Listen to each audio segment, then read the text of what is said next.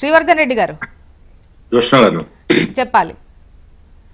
So మా panel ఉన్న మిత్రులకు మన హెచ్ఎంటీవీ ప్రేక్షకులకు అందరూ కూడా శుభోదయము. సో కాంగ్రెస్ పార్టీ యొక్క నిజ స్వరూపం మరోసారి బయటపడ్డది.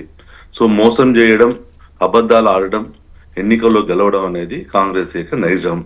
సో గత ఎన్నికల్లో అధికారం రావాలి అనేటటువంటి అనేక రకాలైనటువంటి అమలు కానటువంటి హామీలు ఇచ్చారు.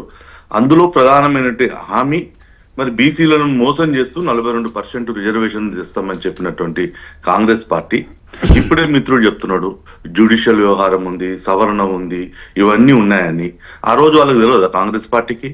50 ఏళ్ళు దేశాన్ని పరిపాలించిన వాళ్ళకు మరి 94లో ఏదైతే తమిళనాడులో 9వ షెడ్యూళ్లకు రాజ్యాంగ సవరణ చేసి ఆ రోజు 69% ఇచ్చినప్పుడు మరి ఇక్కడ తెలంగాణ, ఆంధ్రప్రదేశ్ దేశంలో ఓబీసీల యొక్క జనాభా ఉంది, దానికి తగ్గట్టుగా ఎందుకు చేయాలని చెప్పేసి కాంగ్రెస్ పార్టీలో ఆలోచన ఎందుకు రాలేదు? ఇది కేవలం ఎన్నికల యొక్క స్టంట్. ఎన్నికల కోసం గెలవాలి. ఇప్పుడు 2 సంవత్సరాల నుంచి గ్రామాల అభివృద్ధి పూర్తిగా దూరం అయిపోయినాయి. అసలు ప్రభుత్వాలు, రాష్ట్ర ప్రభుత్వాలు రూపాయి నిధులు ఇచ్చేటువంటి పరిస్థితి లేవు. కేంద్రం యొక్క నిధులతోటే ఇప్పుడు అక్కడ ఉన్నారు కదా నరసింహారెడ్డి గారు మొత్తం చెప్తారు, కేంద్రం యొక్క నిధులతోటే ఆ యొక్క గ్రామ పంచాయతీలు బతికినాయి. అనేక మంది లేకపోతే గ్రామాల్లో సర్పంచులు పరిపాలన కొనసాగించే దుస్థితి.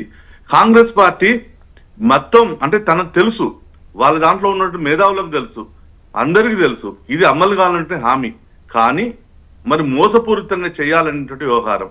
మరి మొన్నటి వరకు అన్నది ఏమన్నారు, 42% రిజర్వేషన్లు సాధించేంత వరకు ఎన్నికలు పోయేది లేదన్నారు. మొన్న ఏం చెప్పారు? కేబినెట్ లో ఏం మాట్లాడుకున్నారు? ఎన్నికలు పోవాలని నిర్ణయం తీసుకున్నారు. పార్టీల పరంగా మేము ఈ రిజర్వేషన్స్ తీసుకుంటున్నామని చెప్పి మాట్లాడారు.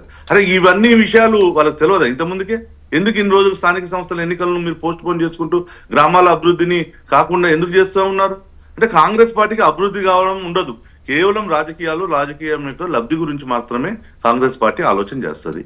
వాళ్ళు ఇచ్చినటువంటి హామీలు. శ్రీవర్ధన్ గారు వాళ్ళు అడిగేది ఒకటే, ఇప్పుడు బిల్లు చేసి పంపారు, ఆర్డినెన్స్ పంపారు, వేటికి సమాధానం లేకుండా ఇప్పుడు మిమ్మల్ని ఆమోదించమని అడగల. అంటే ఈవెన్ అంటే ఇప్పుడు గవర్నర్ గారి వ్యవస్థ మా చేతుల్లో ఉందా, రాష్ట్రపతి గారు మా చేతుల్లో ఉన్నారని మీరు మమ్మల్ని రివర్స్ ప్రశ్నించవచ్చు. కాకపోతే ఇక్కడ ఇంపాక్ట్ అనేది ఉంటుంది ఉండదు ఈ లెక్కలన్నీ తర్వాత. సో వాటికి సంబంధించి మాకు ఎటువంటి సమాధానం రాలేదు. ఈ బిల్లు ముందుకు వెళ్తుందని కానీ, లేదా రిజెక్ట్ అయిందని కానీ, లేదా ఫలానా కారణాలతో దీన్ని రిజెక్ట్ చేస్తున్నామన్నటువంటిది ఎటువంటి రిమార్క్స్ కోసం కాల్ఫర్ చేయలేదు. సో అట్లాంటప్పుడు వాళ్ళకి ఎట్లా తెలుస్తుంది?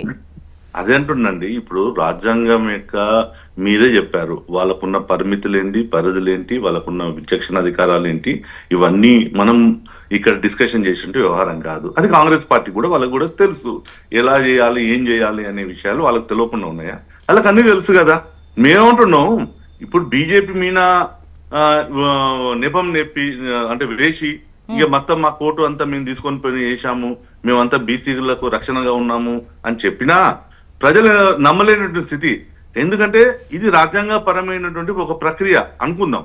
మరి వాళ్ళ చేతుల్లో రాష్ట్ర ప్రభుత్వం వచ్చినప్పుడు వాళ్ళ చేతుల్లోనే ఉంది కదా ప్రభుత్వము. వచ్చిన ప్రభుత్వంలో వాళ్ళు అనుకున్నటువంటి 42% పదవులను, మంత్రి పదవులను ఎందుకు ఇవ్వలేకపోయారు? ఇదే ప్రభుత్వము 2023 ఎన్నికల్లో మరి 42% ఎమ్మెల్యే టికెట్లు ఇస్తామని చెప్పి లాస్ట్కి ఏం చెప్పుకున్నారు? ఇప్పుడు గెలవాలి, గెలిచే గుర్రాలనే మనం ఈ యొక్క ఎన్నికల్లో నిలబెట్టాలని చెప్పేసి ఇస్తున్నటువంటి 42% ఎమ్మెల్యే సీట్లు బీసీలకు ఇవ్వలేకపోయింది కదా.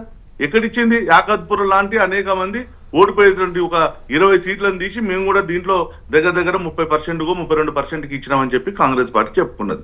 సో ఇక్కడ నిజమైన ప్రేమ ఇక్కడ ఉన్నటువంటి కాంగ్రెస్ పార్టీకి లేదు, బీసీల మీద కాంగ్రెస్ పార్టీకి చిత్తశుద్ధి లేదు.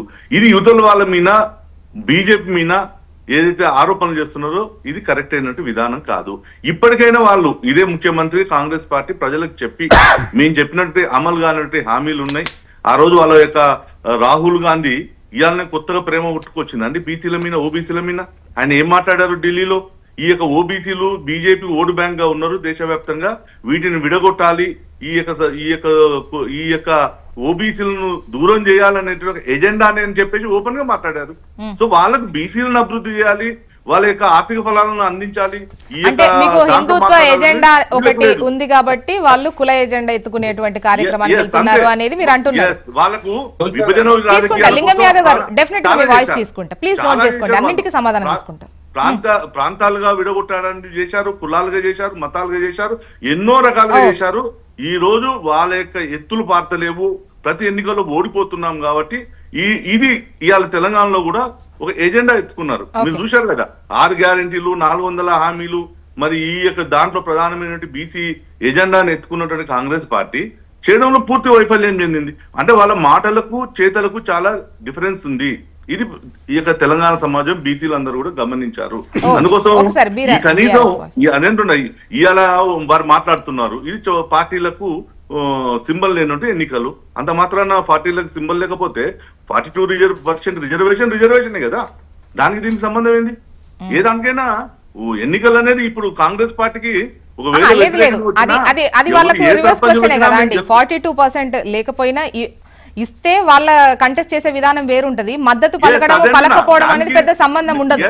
అది సింబల్ కు రిజర్వేషన్లకు సంబంధం లేదు. రిజర్వేషన్లే సింబల్ తో ఏముంది, వాళ్ళకి ఏముందంటే ఇప్పుడు ఈ ఎన్నికలు అయిపోతే ఎవరు ఏ పార్టీలో గెలిచినా అధికార పార్టీ ఉంటది కాబట్టి అధికారంతో మేము ఇప్పటికే 12 మంది ఎమ్మెల్యేలను గుంజుకున్నాం. సో రేపు సర్పంచులు గెలిస్తే గుంజుకోవడం వాళ్ళని తీసుకోవడం పెద్ద కష్టం కాదు కాబట్టి దానికోసం ముందు ఎన్నికలకు పోతున్నటువంటి పరిస్థితి.